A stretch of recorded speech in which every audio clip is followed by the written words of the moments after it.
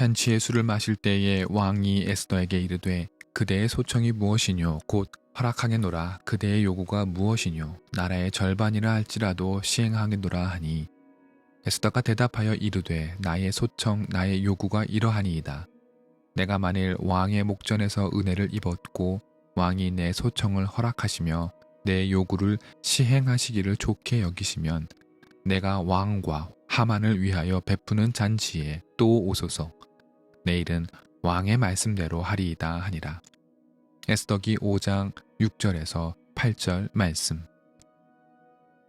하만의 음모와 계략이 실행되기 직전까지 치달았습니다. 에스더기의 이야기 구조상 그야말로 클라이막스에 이르게 된 것입니다. 우리는 지난 며칠간 에스더기를 읽으며 살폈습니다. 하만의 계획은 눈엣가시 같았던 모르드게와 그의 민족, 즉 유다민족 전체를 말살하는 것이었습니다. 하만은 아수에로 왕의 신임을 근거로 이 참혹한 작전을 실행하기 직전까지 다다른 것입니다.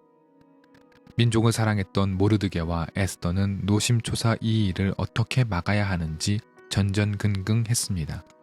모르드게가 비록 왕의 목숨을 구했다 할지라도 또 에스더가 왕의 총애를 받고 있다 할지라도 그들은 비식민자들이었습니다. 어떠한 권력이나 권한도 있으리 만무했습니다.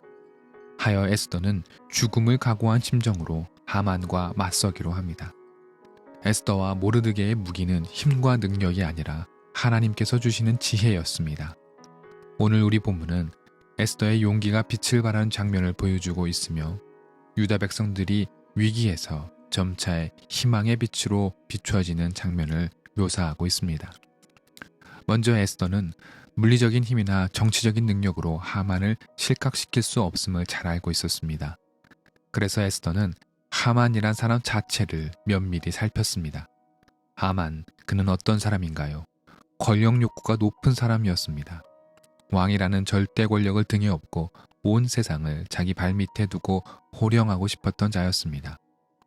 또 하만은 좁디 좁은 성정을 가진 자였습니다. 자기보다 지위가 낮거나 약한 사람이라면 그가 누구이든 간에 자기에게 무릎을 꿇고 굴복해야 한다고 굳게 믿는 사람이었습니다. 하만은 또한 잔인한 사람이었습니다. 자신의 길을 가로막는 자는 가차없이 처단하고야 마는 사람이었습니다. 에스더 본문 전체에서 하만의 이런 모습은 곳곳에 드러납니다. 그는 자기보다 강자였던 아하수에로 왕에게는 납작 엎드려 왕의 비위를 살피는 자였습니다. 또한 모르드게가 자신에게 절하지 않은 것에 분개하여 그를 어떻게 죽일지 매일같이 생각했던 자였습니다. 마찬가지로 그는 유다 백성들을 가장 잔인한 방법으로 몰살하려는 계획을 구체적으로 세웠던 잔인한 사람이었습니다. 에스더는 하만의 이런 점을 파고들었습니다. 즉, 하만이 스스로 자기 자신을 치장했던 그 권력욕과 잔인함을 되려 그를 무너뜨리는 무기로 삼은 것입니다. 에스더는 먼저 왕에게 나아갔습니다. 왕은 근심에 쌓여있는 에스더에게 원하는 것이 무엇이냐고 말합니다. 에스더는 다른 것은 말하지 않고 오직 하나, 자신이 베푸는 특별한 연회에 왕과 하만이 꼭 와달라는 부탁이었습니다. 왕의 입장에선 별것 아닌 간단한 부탁입니다. 그러나 하만은 달랐습니다. 권력에 눈이 먼 하만은 최고 권력자와 자신만이 함께할 수 있는 연회가 시작되었다는 소식에 크게 기뻐합니다. 하만은 흡족해하며 이렇게 말합니다. 12절의 말씀입니다. 그것뿐인 줄 아는가? 에스더 왕후께서 차린 잔치에 임금님과 함께 초대받는 사람은 나 하나밖에 없다네. 왕후께서는 내일도 임금님과 함께 오라고 나를 초대하셨다네. 하만의 비겁하고 저열한 웃음소리가 들리는 듯합니다. 왕과 자신만을 초대했다는 말에 상기되어 자랑을 늘어놓습니다. 에스더는 하만의 권력 욕구를 꿰뚫어 본 것입니다. 하만의 가족들 역시 하만과 별다르지 않음을 오는 본문은 들려줍니다. 하만은 역시나 자신에게 절하지 않은 괘씸한 모르드게 이야기를 꺼내다 그의 아내와 친구들은 마치 생명에 대한 존중은 일절 없다는 듯 긴 장대를 준비하여 모르드게를 그 위에 매달라고까지 이야기합니다. 그리고 그 계획을 구체적으로 옮기기까지 합니다. 그야말로 인정이라곤 전혀 찾아볼 수 없는 비정한 자들입니다. 그러나 하만은 몰랐을 것입니다.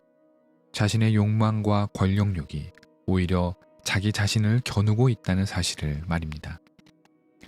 하만의 잔인한 계획 앞에 우리는 모르드게의 기계를 봅니다.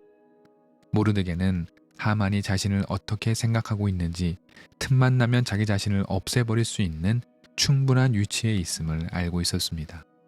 그러나 모르드게는 단 한 번도 하만에게 고개를 숙이지 않았습니다.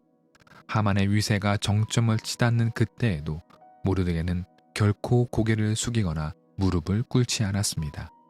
모르드게의 기계가 참으로 대단합니다.